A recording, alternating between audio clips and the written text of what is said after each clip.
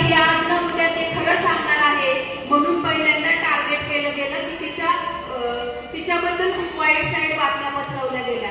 आपल्याकडे एकूणच समाजामध्ये चित्र असं दिसतं की त्रास देणारे मोकाट सुटतात आणि त्रास जे सहन करतात, ज्यांना हिंसा झाले, ज्यांच्यावर बलात्कार झाले, त्यांना मात्र घरामध्ये कोंडून ठेवलं जातं आणि ही व्यवस्था बदलायला पाहिजे. म्हणजे जर इथं बसलेल्या लोकांमध्ये बाहेर लांडगा आला तर आपण लांडग्याची सोय वन विभागाला करायला सांगू आणि इथं बसलेल्या लोकांच्या सुरक्षिततेची जबाबदारी घेऊ. पण प्रत्यक्षात तसं होत नाही. प्रत्यक्षात लांडग्याच्या सुरक्षिततेची जबाबदारी लोक घेतात आणि ज्या खऱ्या मुलींना सुरक्षित वातावरण पाहिजे, मुलींना घराच्या आतही आणि घराच्या बाहेरही लैंगिक हिंसेला आणि एकूणच हिंसेला तोंड द्यावं लागतं आणि म्हणून मग आपल्याला समाजामध्ये, घराच्या ठिकाणी, सार्वजनिक ठिकाणी, कॉलेजमध्ये, एसटीच्या आत पण आणि एसटीच्या आगारामध्ये जिथं जिथं त्या प्रवास करतील तिथं सुरक्षित वातावरण मिळायला पाहिजे. सुरक्षित म्हणत असताना त्या हिंसा आणि भीतीमुक्त वातावरण जगतील याची काळजी आपल्याला सगळ्यांना घ्यायला लागेल. प्रशासनाचे लोक जेव्हा दत्ता गाड्याच्या बाजूने बोलत असतात किंवा सुरक्षा रक्षकांना निलंबित करत असतील, हे मुद्दे अजूनही वेगळेच आहेत. पण आपल्याला विचार करायला पाहिजे की पितृसत्तेमध्ये बाईला जेव्हा ती बोलते तिचं तोंड दाबलं जातं तर आपल्याला बोलण्याची गरज आहे आणि म्हणून मग फक्त स्त्रियांनीच बोलून चालणार नाही किंवा माझ्यावर हिंसा झाली तर मीच बोललं पाहिजे असं नाही, तर एकूणच ज्यांच्यावर हिंसा होती त्यांना बोलण्यासाठी आपल्याला बळ देण्याची गरज आहे आणि हे बळ द्यायचं असेल तर सर्वांना रस्त्यावर पण उतरायला लागल आणि त्या व्यक्तीसाठी पण उभं राहायला लागल. म्हणून आपण एकूणच या घटनेमध्ये प्रशासन, स्वारगेटचं एसटी बस स्टँड या सगळ्यांना जबाबदार धरून आपल्याकडं पुरंदर तालुका असेल किंवा एकूणच महाराष्ट्र असेल, पुरोगामी बनवल्या जाणाऱ्या महाराष्ट्रामध्ये जर हिंसा आणि बलात्कारासारख्या घटना आजही स्त्रियांवर होत असतील तर ज्या सावित्रीबाईंनी आम्हाला बोलायला शिकवलं, ज्या शिवाजी महाराजांनी आम्हाला स्त्रियांच्या सुरक्षिततेबद्दल बोलायला शिकवलं, त्या महाराष्ट्रामध्ये अशा प्रकारच्या घटना होणं ही खूप लाजिरवाणी आणि निंदनीय गोष्ट आहे आणि म्हणून आपल्याला या अशा प्रकारच्या घटना जेव्हा जेव्हा होतील तेव्हाच फक्त रस्त्यावर उतरणं असं न करता आपल्याला रोज महिलांच्या हिंसेच्या विरोधात काम करण्याची गरज आहे. आजूबाजूला असलेल्या महिला मुली यांना मी आग्रहाचं विनंती करेन की अशा घटनांचा निषेध नोंदवायला नको, तर रोज आपल्याला जेव्हा जेव्हा अशा प्रसंगांना तोंड द्यायला लागेल तेव्हा तेव्हा आपण बोलायला पाहिजे. मुलींना मी विशेषतः सांगेन की कधीही हिंसा जेव्हा होती तेव्हा तुम्हाला आवडलेला नसलेला स्पर्श किंवा तुम्हाला न आवडलेली गोष्ट तुम्हाला त्याला विरोध करायचा असेल तर हळूच न बोलता मोठ्याने बोला, जेणेकरून हा तुमचा मोठ्याने बोललेला आवाज जास्त लोकांपर्यंत पोहोचेल.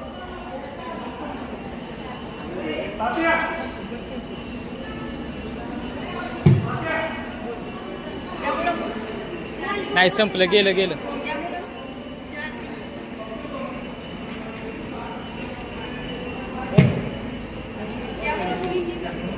चार्जिंग संपलं.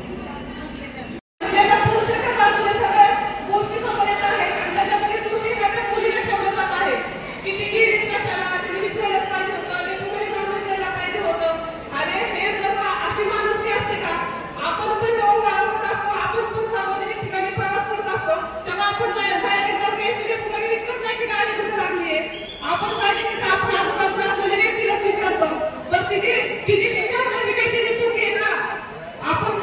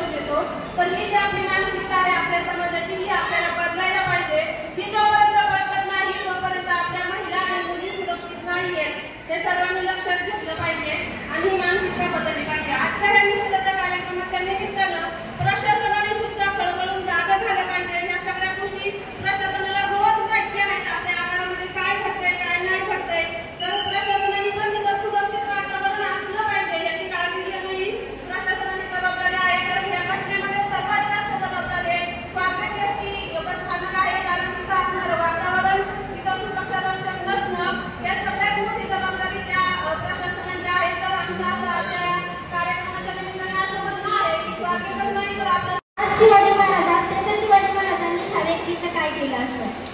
हा जर प्रश्न आपण प्रत्येकाने आपल्याला विचारला तर आजचे राजकारणी किंवा आजचे पुढारी ह्या व्यक्तीला का पाठिंबा देतात ह्याचा पण विचार आपण करायला पाहिजे. आणि आपण सगळ्यांनीच आपल्या मुली आणि मुली आणि स्त्रिया सगळ्यांना सुरक्षित वातावरण मिळण्याची जबाबदारी ही सगळ्या समाजाची आहे.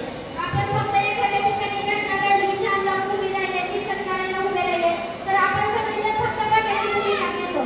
तर बघायची भूमिका न घेता आज तर मुलीवर अत्याचार झालाय, उद्या आपल्या मुलीवर, आईवर, आपल्या घरातल्या मुलावर किंवा आपल्या मुलीवर असा जर प्रसंग आला तर तेव्हा आपण गप्प बसणार आहे का? आज आपण सोबत आहोत, कधीतरी जाणार पण जाऊ, त्यावेळेस आपण काय करणार? हा विचार आपण सगळ्यांनी करायला पाहिजे. आणि ह्या स्वारगेटमध्ये घडलेल्या घटनेबद्दल सगळ्यात जास्त म्हणजे खाली पुण्यात शहरात होतं, आपल्या ग्रामीण भागामध्ये आपण करत आहोत असं नाही. खास करून महिला असतील, मुले असतील त्यांना माहिती की आपल्या गावात, आपल्या घराशेजारी, आपल्या कॉलेजमध्ये, आपल्या शाळेमध्ये कशा प्रकारे त्रास होतो आणि तो त्रास सहन करून पण आपलं शिक्षण बंद होऊ नये. आपण जे काम करतो ते बलात्कार होते, अत्याचार होते, हिंसा होते, त्यावेळेस बाईच कशी दोषी आहे, मुलगीच कशी दोषी आहे, तिथंच कसं चुकलं, तिने जायलाच नको होतं, तिने एकटीनेच बाहेर पडायला नको होतं, असे सगळे पर्याय आणि अशी सगळी उलटसुलट चर्चा आपल्याकडे व्हायला लागते. आणि ही सगळी चर्चा होत असते तर याच्यामध्ये पुन्हा बाईलाच दोष आपल्याकडं दिला जातो आणि दोषी म्हणून बाईकडे बघितलं जातं. तर ही सगळी जी पद्धत आहे ही सगळी पद्धत बदलायला पाहिजे. बाईला घराबाहेर पडल्याशिवाय पर्याय नाही. बाईने घराबाहेर पडलं पाहिजे, तिला तो हक्क आहे, तिला स्वातंत्र्य आहे.